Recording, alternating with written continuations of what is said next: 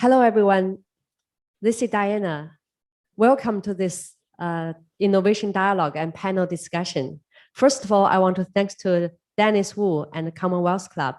Ding TV is so honored to be part of the great event, the dialogue with Erica Moritsugu, challenges and opportunities facing Asian Americans. We have been the voice of Silicon Valley Asian Americans for the last 12 years. We're not only the community media, we have also closely worked with diverse communities, organized hundreds of events, such as annual Silicon Valley Entrepreneurs Festival, Civic Leadership Forum, Silicon Valley Business Forum, Food and Art, and more. From last month, under the leadership of Dennis and Joe, we invited 16 Silicon Valley professional groups and ethnic medias promoting Erica Moritsugu's event. At the same time, simultaneously translated the program into Chinese and reached to over 400 Chinese-speaking audience. Today, we're going to have a panel discussion, follow up what has been discussed by the event from Erica Moritsugu. I want to thank to Joe Wang, Dennis Wu, Albert Wang, Peter Xie, Sandy Wang, Wesley Zhang for working together for today. Next, I want to introduce our two wonderful moderators. Vandana Kumar, the publisher of Indian Currents. Indian Currents is also the co-organizer with us for Silicon Valley Civic Leadership Forum.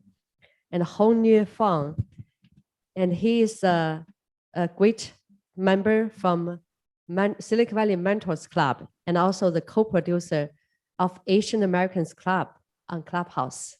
So now the stage is yours, Hong and Vandana. Great. Thank you very much, Diana, for the introduction and for opening this. I'm very honored to be here and to serve as a co-moderator. So I have the first question following the two events last Friday and Saturday. My question is the following. We brought to the attention of Erica Moritsugu to bring back to the White House the issues of Asian Americans. They are Asian hate crime, the distorted media coverage, and the worsening conditions of the elderly and the economically disadvantaged. With all that, so the problems are those, but also we need to look at the trends, right? So are they just temporary or are they trends? And I think the trends themselves could be very worrisome because we are leaning more and more in our society towards further concentration of control and ownership. And this is accelerated by modern technology, by AI and other things. So with that, as Asian Americans are in fact a minority in society, our leverage is limited. So my question is this is the question for Dennis. How could the AAPI communities avoid being forever underrepresented and underserved? That's an excellent question. And it is true that in America, we are not a very large minority, if you want to call us that. But in the Bay Area, in Santa Clara, in Alameda, in San Mateo, and in San Francisco, we really are not a minority. We are, in many cases, a significant percentage of the population. San Francisco, where I reside, the latest census that came out, we're about 33% of the population. This is Asians. When you add the other group, and there's a large number of people who are an other in there, we really get up there into, probably the mid-30s or higher. If you look at Santa Clara, we're a much higher percentage of Asians. You look at Alameda, we're also over 30-some%. San Mateo, we are. The challenge we've had in the past that, we're all Asians, but we're different. We come from different parts of Asia. And even just talking about my own background as Chinese, we tend to be divided oftentimes on issues. Prop 16 that recently happened is a good example. Our community, the Chinese community, is very divided on the issue of affirmative action. Recent immigrants, because of the way we grew up in China, feel that affirmative action is not a good thing. But we look at affirmative action and we really look at it as really just the 4 years out of college. We do not look at it beyond the 4 years of college. And there's another 40 years where we're affected by the bamboo stealing, we're affected, by other restrictions on ourselves. The data is very, very bad. When you look at what happens in Silicon Valley, we're fairly well represented in terms of workforce, but we're very badly represented when it comes to senior management positions. The most underrepresented group are women, Asian women. The problem we have is we have not found a way yet for us to work together, and we must find a way to work together in unity. That was the big purpose and reason why we made unity a very important factor with the visit of Erica Marasuko.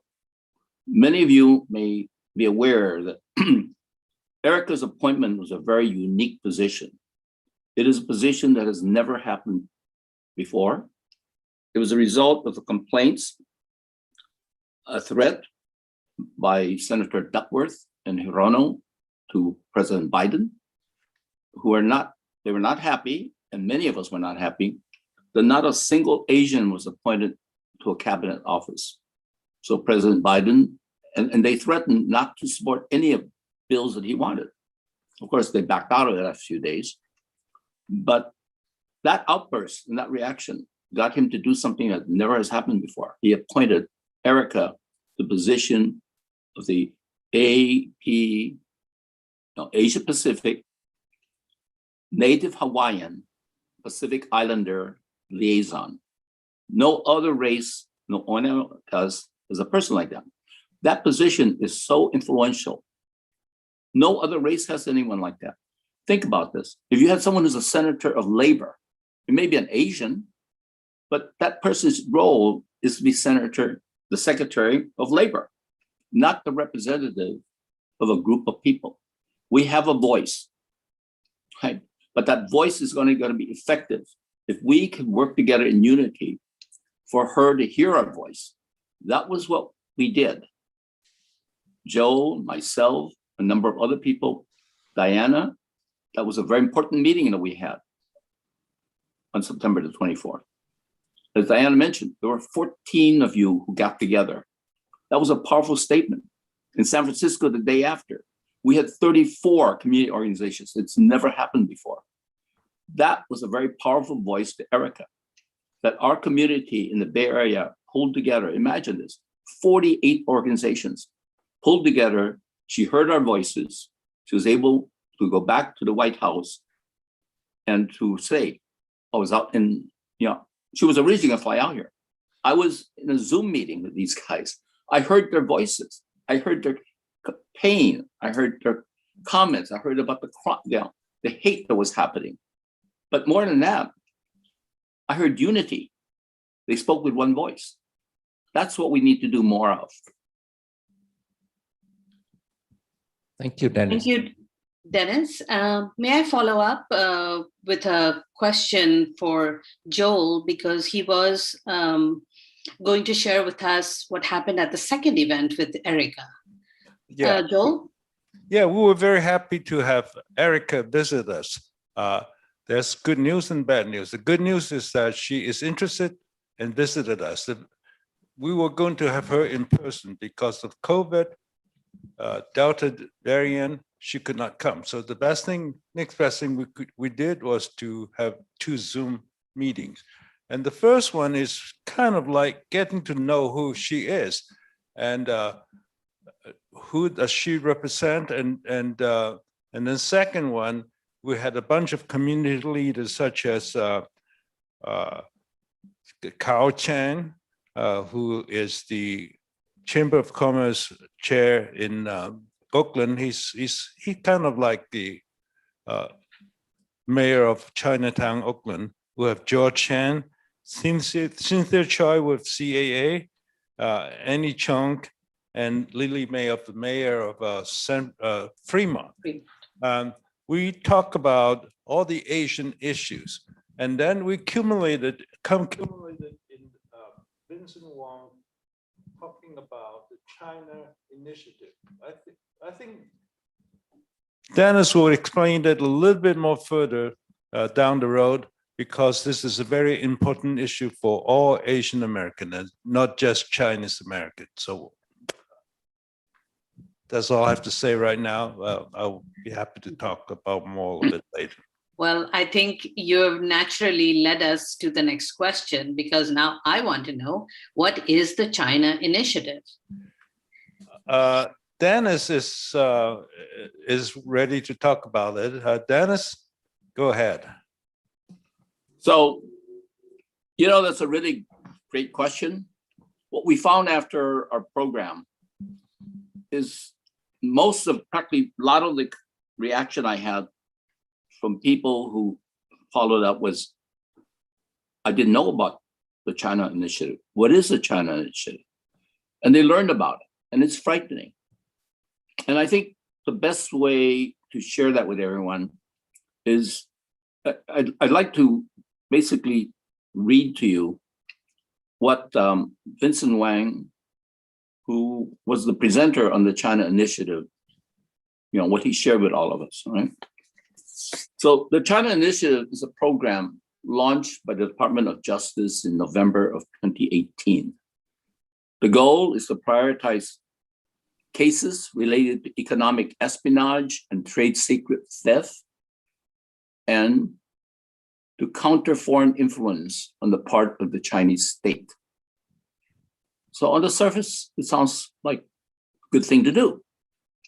However, after almost 3 years, the government has not found a single Chinese scientist spy under the China Initiative, not a single one, but rather charged dozens of scientists of Asian descent for making false statements or wire fraud based on trivial administrative errors, rather than economic espionage or trade secret theft.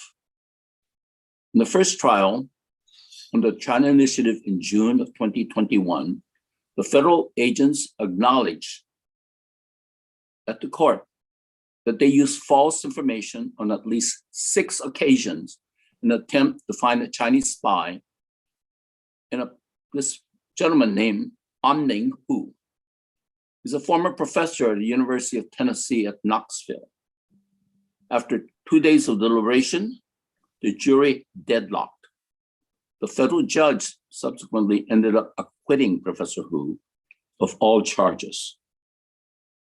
The China Initiative is the latest version of racial profiling against Asians, Chinese American scientists, a new form of anti-Asian hate.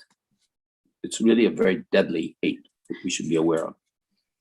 Racial profiling has its historic origins, such as the internment of Japanese Americans during World War II and the Red Scare in the 1940s and 1950s. The government continues to use code names and labels to stereotype Asian Americans that cast doubt about the loyalty of an entire group of people, instead of leveraging facts and evidence for law enforcement. Past labels examples include the 5th column, communist sympathizers, and 1,000 grains of sand. Today, the term the government uses is non-traditional collectors, as propagated by the FBI director himself. The term China Initiative itself is as unacceptable as China virus. It ignores the threat to our economic security from other nations and has not been effective in catching real spies. The China Initiative and related policies and practices have created great harm to many scientists and researchers of Asian origin and to the US global leadership in science and technology. We believe that as many as 1,400 scientists of Asian heritage have on their own moved back to China. Okay, this is loss of brain power for us. As early as in January of 2021, API Justice sent a letter to then President-elect Biden calling his administration to end the Justice Department's China Initiative. On January 29, 2021, Representative Ted Lieu delivered a joint coalition letter signed by close to 100 members of Congress to Attorney General Merrick Garland, calling for an investigation in the Department of Justice's repeated wrongful target of individuals of Asian descent for alleged espionage. The letter states, the common thread in every one of these cases was the defendant with an Asian surname and an innocent life that was turned upside down. Some of you may remember someone named Wen Ho Lee. You may remember some more recent cases, right? We also specifically request whether under the China Initiative, there's a written or unwritten policy, program, pattern, or practice to target people based on their race, ethnicity, or national origin, unquote. On September 8th, 177 Stanford University professors, right just down the road from all of us, wrote a letter to the Justice Department asking it to end the China Initiative and said it was causing racial profiling, terrorizing scientists, and harming the United States' research and technology competitiveness. Right? So we were involved in this, are very pleased our community is taking action against the China Initiative. The academics are taking action. Congress is taking action. By the way, just mentioning academics, there is a movement now across major United States universities in the United States to sign on to the Stanford letter, right?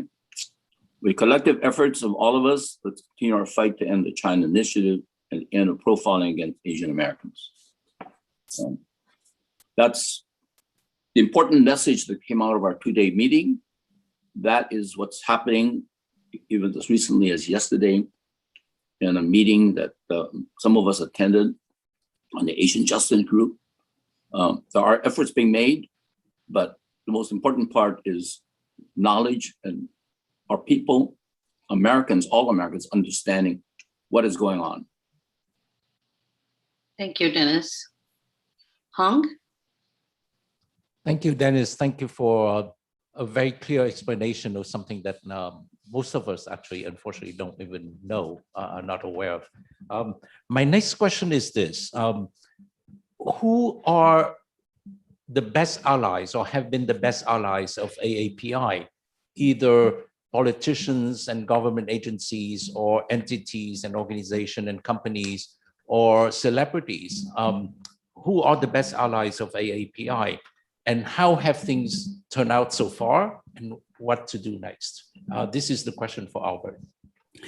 Thank you, Han, for an excellent question. Follow-up of what Dennis just talked about as China Initiative. I think Dennis pretty much put the academia as one of the top allies for us.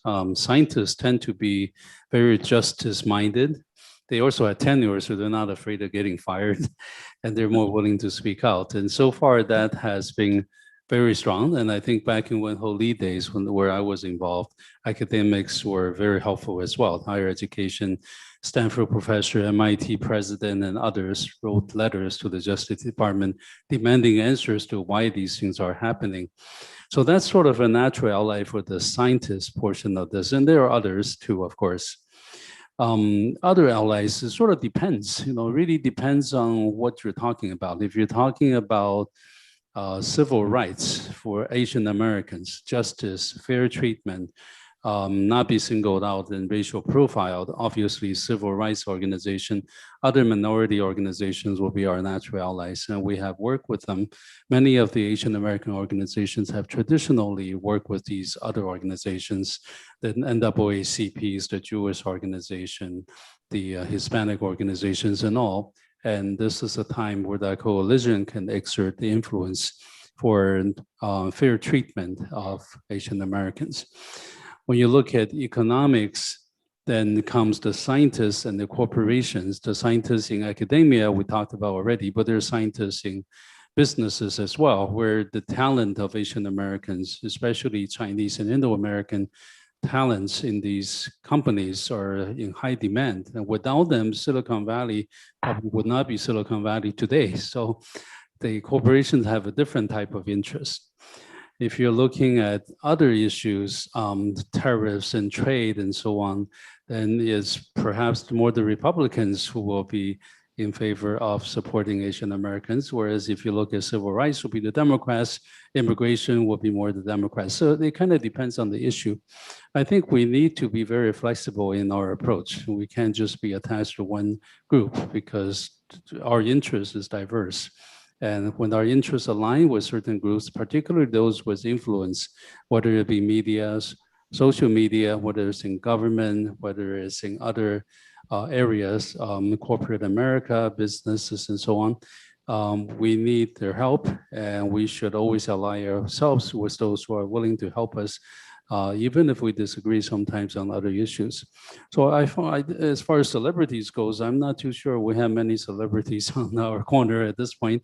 We have a few Asian American stars, but compared to the big shots, they're not quite as effective, but I'm hoping more will stand up for us, like they have stood up for example, Black Lives Matter. Many celebrities, sports stars have joined that effort, but not many have joined us.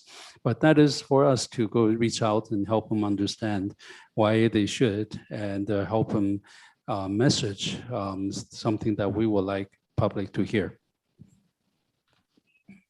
Thank you, Albert. You raise a very important point about Republicans supporting certain issues, Democrats certainly supporting certain issues. And it's really very important for us as a community to figure out how to find advocates for what you're fighting for. And it doesn't matter which party somebody is in, we have to focus on the issue. I see that Peter hasn't had a chance to speak yet. So Peter, this question is for you. The economic and geopolitical rivalry that we are seeing between the US and China is probably going to be around for some years, perhaps decades. What does this actually mean in terms of investments and innovation? And what does it mean for API careers, people in these spaces? Would love to hear from you. Sure, thank you. I think that is a larger question than I can answer, to be honest. Investment-wise, even as of this afternoon, I was discussing with my partners, our China strategy used to be very, very clear. We either do technology transfer, joint venture to China and leveraging Chinese market. Right now, none of these things seem to be very straightforward. However, I do see that in the United States, for AAPI people, we do have a play. Allow me to maybe just give an experience. We are all using this platform called Zoom right now, and we are all familiar and see news about its founder, Eric Yuan. And we all know the story that Eric started this company because he was not very happy at Cisco. And when he was at Cisco, he was working for the division called WebEx. Who was the founder of WebEx? His name is Zhu Ming from Hangzhou, and he was a Stanford computer science graduate, I think around 1992 or 93. So you had WebEx, which is a very successful public company doing video conference. And then you have a very smart engineer called Eric Yuan, who is VP of engineering over there, but he was not happy. And then he came out to do this. So the most important thing is amongst AAPI people, when we are growing up, and also when we are qualified enough to be able to immigrate here to the United States, a lot of us are good technologists. I came from Taiwan, so naturally people will ask me, where did you graduate from? National Taiwan University? Yes. And then I don't know whether you graduated from IIT. That's a lot of the first questions I would ask any Silicon Valley people with an Indian background, right? So, or people from China would ask him whether you're from Beida or Tsinghua. These are all very important things because we pictured people from AAPI countries coming here to be technologists. However, why is Eric not happy as an engineer, a VP of engineering who is in his top figure salary compensation, but he wants to be an entrepreneur? I think the question goes back to how do we as AAPI, if I may call it myself at least, it's a first generation immigrant coming here, how do we adapt to this society? I think that is very, very difficult. My sharing here may not be as scholarly or closer to the mainstream as Dennis and other speakers before me, but I like to tell stories. 2 months ago, I was in downtown Los Altos having pho with my family. I hear a mom telling the waiter, saying that I'm very sorry, I have an event coming up. So instead of ordering food here to eat, can you pack it up for us? But literally it was because the waiter was too slow in taking his order and the kitchen was too slow. What happened? Fast shift this paradigm to a restaurant in China where I lived for 9 years in Beijing. What would have happened to the customer, to the waiter? The conversation would be, hey, why didn't you prepare your food fast enough so that I can have my food fast enough? I think for us immigrants coming to this society, even to answer your question, Vandana, directly, to find the proper protocol to survive and thrive in this society is very important. We have more than enough technology. But what's important here right now is COVID is changing a lot of things. Things are getting distributed. Things are getting digital transformed. How do we leverage upon that?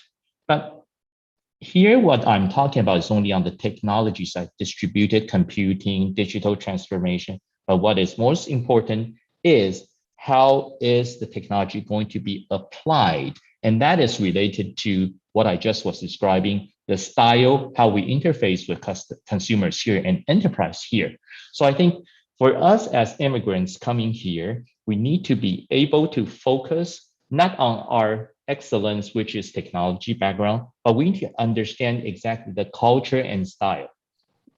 If we do not try to understand that, we will always remain as technologists. But I think Indian immigrants have done much, much better than Chinese people from China or from Taiwan because number one, of course, your English is much more fluent than ours. And also your dealings with the Western culture is much, much closer. So I think a lot of people will say amongst Indian immigrants, they help each other and they do not care about others. But rather, I would say it's because the culture match is much, much better to the Western society. Allow me to give you share another example. Sorry, I'm not talking about investment, but my kids just graduated from high school. So of course they will have their friends coming over to our house to visit. I can clearly, without looking at their friends, knowing that the one that would compliment that we have a beautiful house are people that grew up here. The one that are quiet and just passing in front of us without looking at our first generation immigrants with Chinese culture. So this is, again, upbringing. And I think if we, as Asian American AAPI people, we focus and try to understand these differences and try to blending and understand, then we would definitely find lots of opportunity for technology and investment. That goes without saying. Number one important is style and market. Sorry for talking a lot, but I hope with all these examples, I'm sharing my view. Thank you, Vandana. Thank you, Peter. The stories are always interesting, and to your point, I am not from IIT. I'm this rare person from the Indian community that is not an engineer. I'm in the business of storytelling. Uh-huh. And you say something that relates to immigrants from all over the globe. First generation immigrants, we are deeply rooted in the country that we come from, the culture that we come from.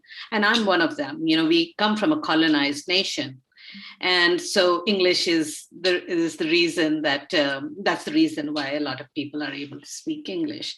Who knew this was going to benefit us? You never know. Everything has two sides.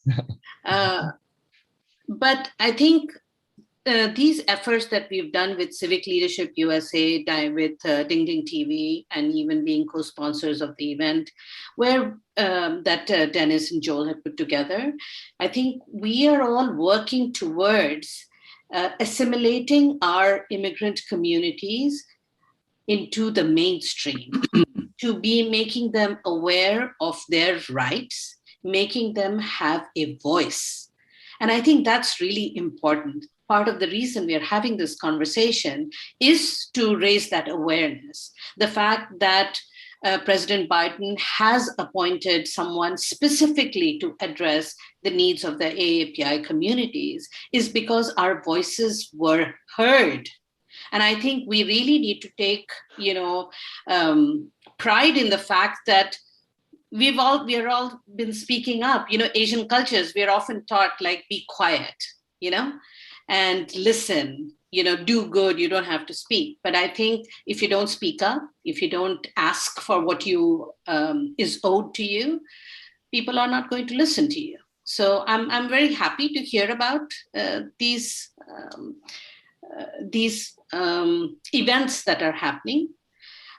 Joel, if I could just go back to you and ask you, because you spoke about the Asian hate. Now, I have been documenting stories about the Indian American community in the Silicon Valley for over 30 years. And I found that stories of hate have featured in my magazine, India Currents, for over 30 years. So I know that this is not new. I'm just curious at this particular moment, it's the COVID virus that gave a certain fillip to this term Asian hate, and also the then president who called it the China virus. I'm wondering, what is the follow-up action that we're hoping for, or that you're hoping for, or have asked for from Erica? Basically, we want her to bring the message back to President Biden.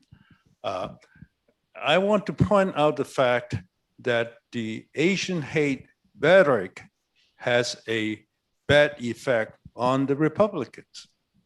To tell you the statistics, in the last election in 2020,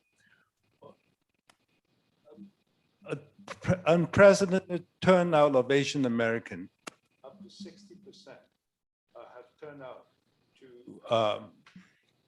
to vote. And 68% of them voted for the Democrats versus 28% for the Republicans. So the Asian have been galvanized by the hate rhetoric from a former president and other peoples like him, and turn the country kind of blue and overwhelmingly for Biden.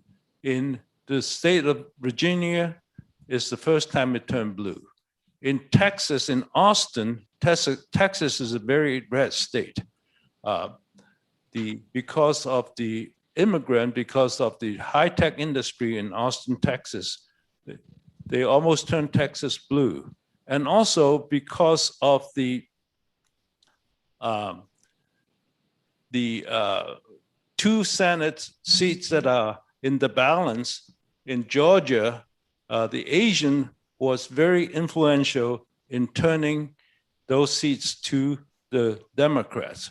So the Asian people have galvanized, and we voted heavily against the GOP, which is a bad news for the GOP. If they don't understand that they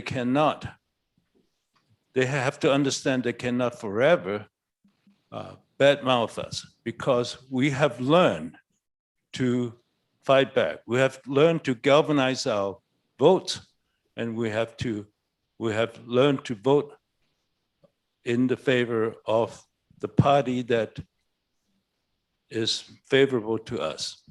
Having said that, there is also some bad news too. Asians still have to learn to work together.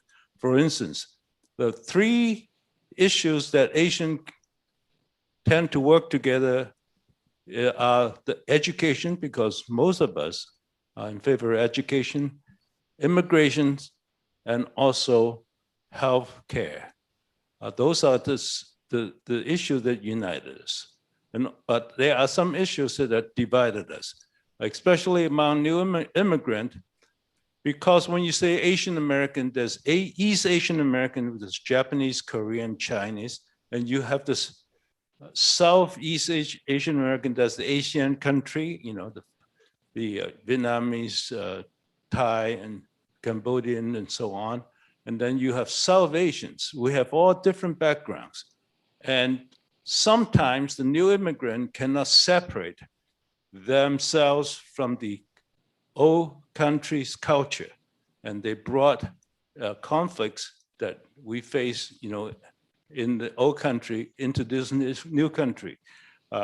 If Asian can only learn that we are all Americans and we should do and act as American first, then we'll be much, much stronger. Thank you. Thank you, Joel. Hong, over to you. Great. I'd like to loop back to Peter again. With regard, it doesn't need to be solid. Anecdotal is good enough, I think, for this. So technology keeps moving on, and technology nowadays can make huge impact, powerful impact very quickly. A lot of times, without much cost, for that matter. So all kinds of things happen. Number one. Number two, one thing that technology and other things also is we have been for a long time, I don't know if it's still rising or it has peaked, we have been in the trend of globalization very much. And a lot of the globalization has ended up, moving economic activities and exchanges towards the East, for that matter. So with that in mind, what do you think now with the US and China being in this sort of rivalry that may last years, if not a decade for that matter, what's the impact on investment and development and innovation and jobs, especially for AAPI? What do you think would be the impact of that rivalry between the US and China? Not a prediction, maybe anecdotal. I think in the near term, it's going to for sure be a bipolar world. When I say near term, is I would say see at least 5 years. But first of all, let's look at the most recent. I came back to Silicon Valley 7 years ago after having spent 11 years in Asia, of which 9 in mainland China and 2 years in Taipei. This time around, when I come back to Silicon Valley versus when I was in Silicon Valley doing venture capital starting from 1997, one big difference. It used to be a venture capital fund size, 300 million is considered already a very large fund. And the typical fund life is 7 years, extendable to 9 years. But fast forward a little over a decade after I went to Asia and came back, what happened is for a venture capital fund, typical fund life starts from 10 years versus 7 years before. And a large fund is usually $1 billion fund versus a $300 million dollar fund previously. What is this telling us? This is telling us that it is getting harder and harder to come up with real breakthrough technology such that technology itself is enough to create an entry barrier. Why does it take a fund life to be longer? Because it takes longer for a company to be successful. Why does it take more money to make a fund successful? Is because each deal takes much, much more money to become successful. What does that mean? That means technology itself alone is not enough. We need to have other aspects other than technology. For example, you outspend all your competitors, so you become the last man standing in the marketplace. So when I look at this and look at, for example, over the past 2-3 years, when China was blocking a lot of technology to the, US was blocking a lot of technology to China, what is happening is past 20 years, China's venture capital market has thrived in a very, very big way.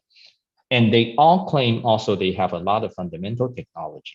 But through the years, the more difficult technology that's the foundation of today's networking or semiconductor or car electronics are mostly semiconductor. But US has been here for the longest time. They have the design software, they have the design firms, they also even have the manufacturing. So for these things, US is going to keep that.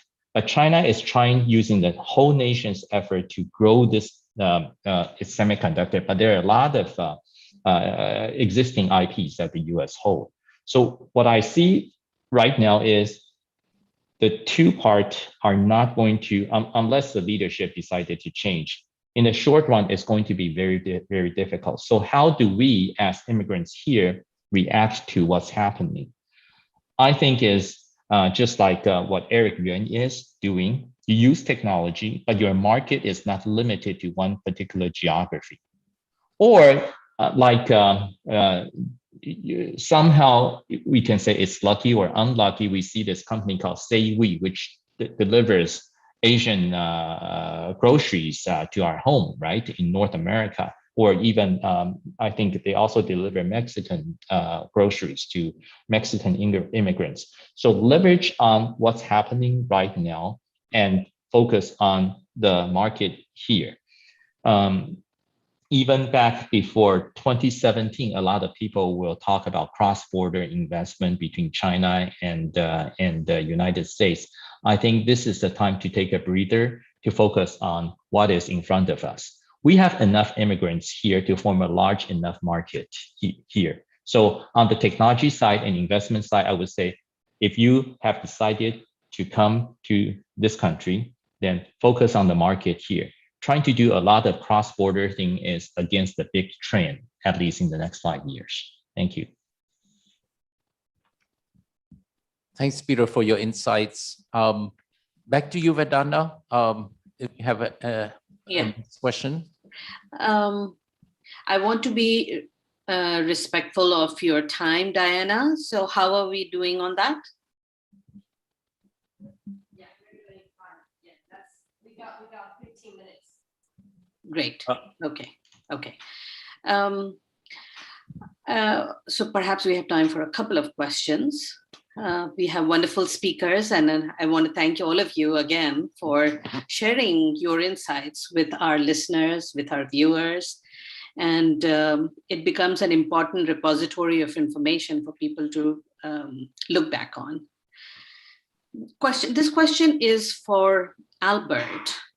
Albert, it seems like the Japan problem of the 1980s has resurrected as the DOJ's China initiative with more violence and prosecutions. How will things eventually resolve?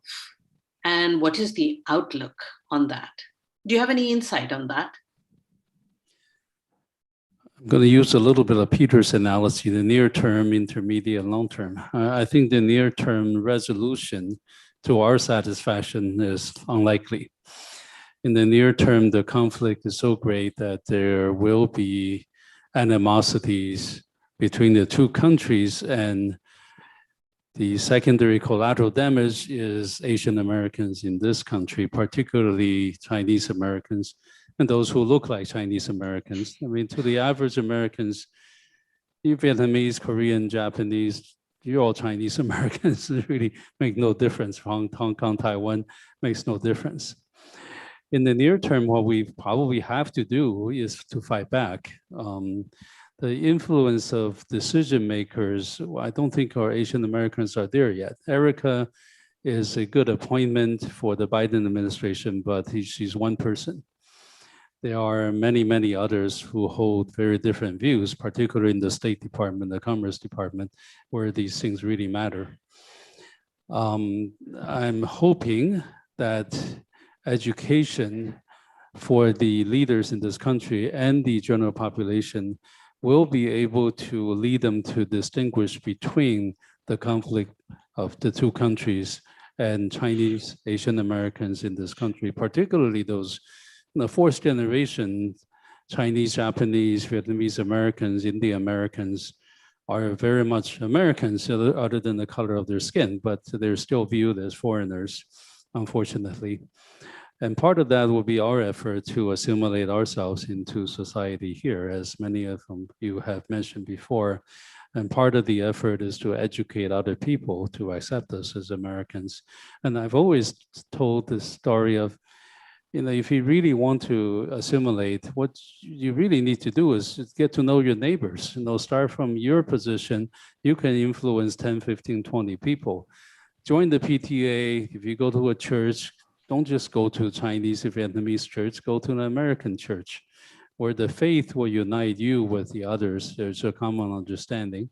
Join trade associations. If you're a realtor, join the Realtor Association where you have interaction with the mainstream. There is nothing better than getting to know someone to help them know you as well, to understand that you are not foreigners, you have common interests. If you look at interests of everybody. This applies from everyone, from seniors to kids, from all races, from men to women. 80, 90% of interests are the same. The 10% different is what the media wants to stress because they want to sell papers and they want people to look at their videos. They don't like to focus on the similarities because that does not attract attention. And therefore, the differences are amplified 10 times, 100 times, and make it difficult for us to find similarities where we really are, essentially. I am hoping, at least in the intermediate term, that such effort will bear fruit, that each one of us reaching out to other people, mainstream particularly, will help them understand us and know that we are 80 and 90% the same. And the other 10% are not so different. We're not enemies. We're actually similar. We have differences of opinions. It doesn't matter. Even the same white Republican men have differences among themselves, and that is not unusual.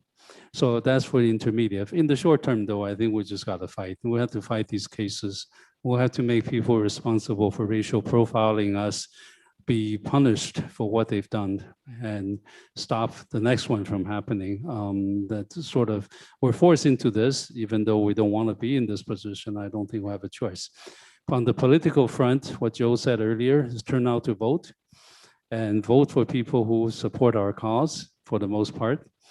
And even though we're 6% of the population, in some places that 6% makes a difference. We will help somebody win and we'll be able to defeat others. Dennis is working on recalls in San Francisco. There's nothing more powerful than being able to get somebody out of office, much more important than getting them into office. Why are the NRA as the Israeli lobby so strong? Because if you offend them, you're gone. You will lose. And we need to demonstrate our power in where we have this power. We don't have it everywhere, but in San Francisco, we do. And that will have a ripple effect across the country. The United Asian American voice can kick you out of office. And that will really help to stop some of these narratives against us. So let's fight together. And in the meantime, we want to make friends, right? Essentially, force is only scaring people. As soon as you lose that power, you're gone. People will stomp on you. But if you make friends and build trust in peacetime, that is a coalition that will not break so easily.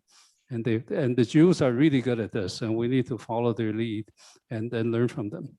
Thank you. Wow, so many good points, Albert.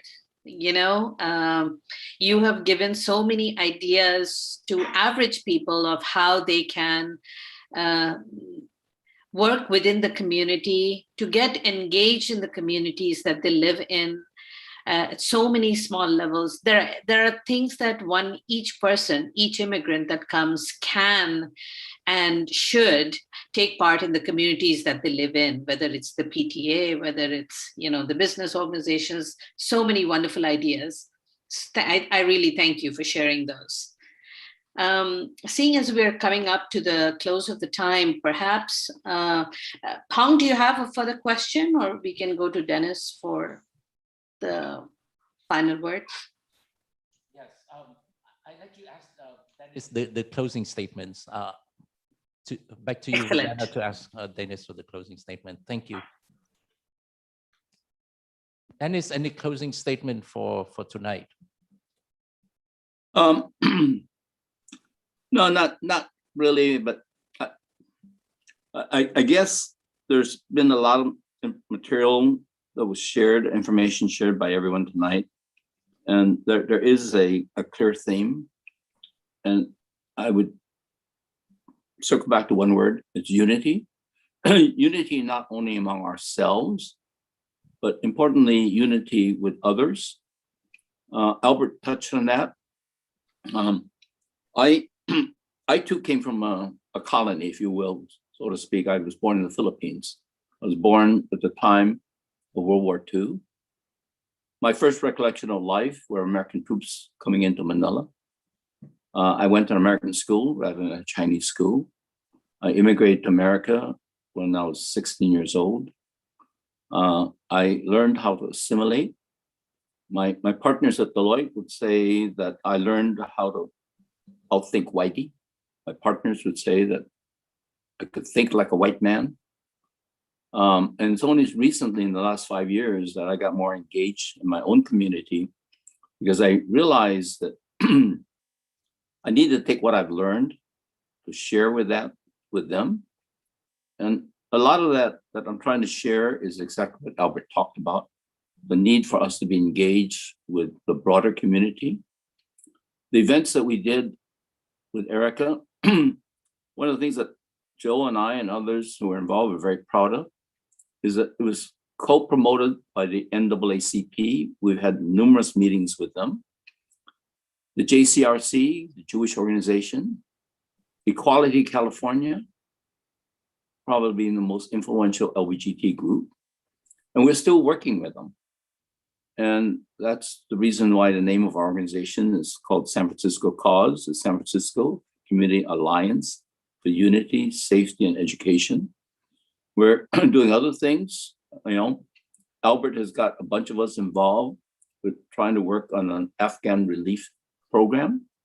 And for any of these to be successful, we do have to reach out to the broader community. We do have to reach out to the PTAs. We do have to reach out to religious groups.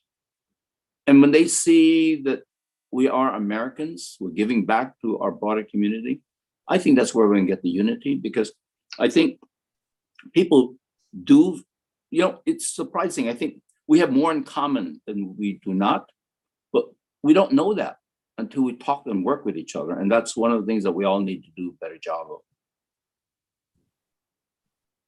So I guess that's what, you know, one of the things that we're working very closely with. I mean, you know, Joe and Albert and I have been, and Diana more recently, and I'll share part of this outreach. The Commonwealth Club. Commonwealth Club has got 25,000 members. All right, I was the first a person of color to be president at that time. They call it, it's now chairman. The second youngest person. A few years back, Ken Fong, who many of you know, who's chairman of Committee 100 Northern California, initiated a program for us to do joint programs with the Commonwealth Club, the Committee 100 Commonwealth Club, in order to talk about issues to help educate each other better. So it was a friendly discussion of how China may look at something and how the US may look at something. And I'll just share with all of you, because of what we did with Erica and my being introduced to Diana, and the program that we did was done not only in English, it was also done in Chinese. We are now talking about doing more Commonwealth Club programs. You know, the Commonwealth Club, because of what happened with COVID, started promoting their programs overseas. Now, 40% of the programs are viewed internationally. It's to 9 nations, but all those nations are to English-speaking countries. It's not going to China. It's not going to other places. There's billions of people speaking Chinese, right? So what we're doing with putting the programs, we're going to be doing select programs, and Commonwealth Club is very interested in working with Diana and with us in Chinese. It's going to allow us access to a much bigger market, right? And we're also going to do it in subtitles. And that then brings up the idea, you know, there's tension between America and China because there's miscommunication. The people of both nations do not want war. The people of both nations are not hearing each other. So I've been talking to Ken. We want to go back and do these programs. And the Commonwealth Club is interested in doing the programs we did before. Programs that we'll be able to project and share with China, with Chinese-speaking people, people in America, English-speaking people.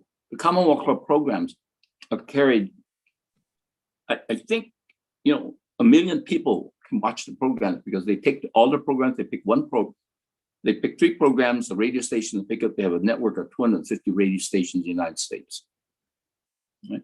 So we will have an opportunity to do simultaneous programs about issues, not only US-China, US-India, US-Pakistan, US and other countries. And we think that that's going to help promote better understanding among nations in Asia and in America. And we have to, right? Because Asia is so much bigger than Europe. It's so much more important in the future. So this is one of the good things that really has come up in the last 2 weeks in our working and are realizing the potential of what we can be doing. And so we're moving forward beyond the Erica event now and taking the ideas and transforming that into something hopefully more global. And by the way, having done the work that we did with Erica, we now have we have a pipeline with her. We're taking all the stuff that we've done, we're summarizing it. We're going to provide her with a short outline about that. But many of us now have her cell phone. We're able to communicate with her. We're able to say, hey, Erica, we got this situation. Erica has committed to us that she's going to come out and actually visit with us.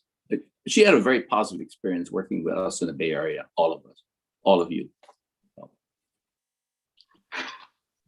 Thank you. Thank you. Would anybody else like to share some last words? Concluding I statement? just want to say that Dennis just exemplified what I was mentioning earlier. With his position in Commonwealth Club is reaching out to his comrades. And Commonwealth Club, if you don't know, is made up of lots of people who are interested in current affairs, opinion leaders everywhere across the country. Reaching Commonwealth Club will reach a whole lot more people because these people are the ones who will be telling other people. They're the people who will be writing columns and letters in newspapers. They are the people interviewed by newspapers and TV and social media to give their opinion. Having them understand Asian Americans is of the utmost importance. So that is a superb step in the right direction. And all of us can do something.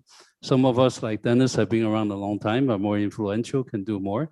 Other people do less, but we must do something. You know, but I just want to follow up on what Albert said. You folks in the Silicon Valley are a very, very attractive market for the Commonwealth Club in expanding their voice in their network. The fact that a year and a half ago when Kai-Fu came and we did a joint program with them and we drew over 500 people live, the Santa Clara Convention Center. Did not escape them, right? We did a program with the Commonwealth Club. That was a Committee 100, and we generated that.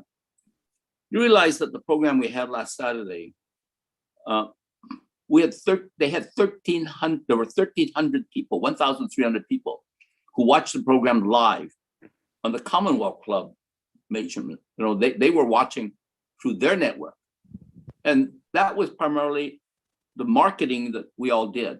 The 14 organizations that you folks in Silicon Valley banded together and did. That's why they're very interested in doing more things with us.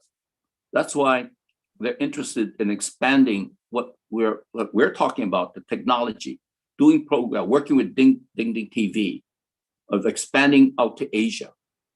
I think that with the folks that we have here today, with the connections that we all have, we can be promoting more dialogue, more conversation, you know, better bonding of the various countries. You know, think about the population. China, you know what, 1.3 billion. India, 1.3 billion. I think what we can be doing for them and for America, and just, I mean, America, we're only like 350 million people, right? The influence, the power, the importance of just two nations we're talking. And that's not even mentioning Pakistan, that's not mentioning growing up Vietnam and Malaysia and Singapore, the Philippines, and all that whole area, folks. Yeah. We can really do a lot. May I add something to that? I think the future of Asian American is very good. We all came under very adverse conditions. Some of us came as coolies to work on the railroads. Some of us had to be waiters, laundry people. And we were subjected to, the Japanese were subjected to internment, and Chinese were subjected to the Chinese Exclusion Act. But despite all of this, we have survived. And more than that, we are thriving. If we can just see the good side of Asian American and work together, and despite our differences from the old country, we have a good future in this country. Thank you. And Peter, last words from you. I'm the person of least wisdom here. I would just say this with all the very respectable panelists up there. Not only do we need to be involved in the society, in the community, let's also include our next generation to be more involved. So my son is on the swim team of NYU. He said that he likes to swim because he doesn't want to be a typical Asian who's very good at computer science and knows how to play the piano, right? You want to be, we would like our next generation to be more involved and to be more diversified, instead of just go to another computer science or MIT, be a geek and be a super smart person. Look at what Hollywood has portrayed Asian Americans. A lot of male actors are portrayed as clowns, but we do have a lot of female actresses, the Asian actresses that went there better. So it is not because Asian actors, the male actors are worse. It is because of all the focus our society we have given to our next generation, that their behavior from outside view is that we are either doctors, engineers, but nothing else. So let's encourage our next generation to hug and embrace the society. Thank you. Yeah. Thank you, all of you, for your time and your knowledge and your expertise with all of us here present, as well as for all the folks that are watching. I think it's such a fascinating hour of conversation. I learned so much, and I have hope. I think, to Peter's point, I have hope from the next generation. While a lot of new immigrants, especially those of us that are coming from India, China, the focus is on getting children into successful careers. But I'm seeing a lot of changes among the Indian American youth. I'm seeing them do theater and music and movies and, all kinds of architecture, doing, and most importantly, social justice work. Like that's becoming an area where I'm seeing a lot of leadership coming from the Asian populations. So I have hope. I have hope for the future. And it's built on the work that all of you have already done. The reason our kids are able to take these steps is because they're building their on the work that all of the previous generation has done. So thank you, everyone. And Diana, can we hand this back to you?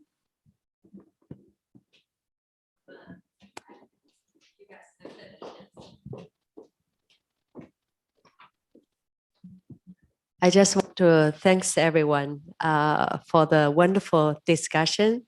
And yes, we're going to work together with our community and all the groups who resonate with us. And I believe that what Joe said, working together is critically important.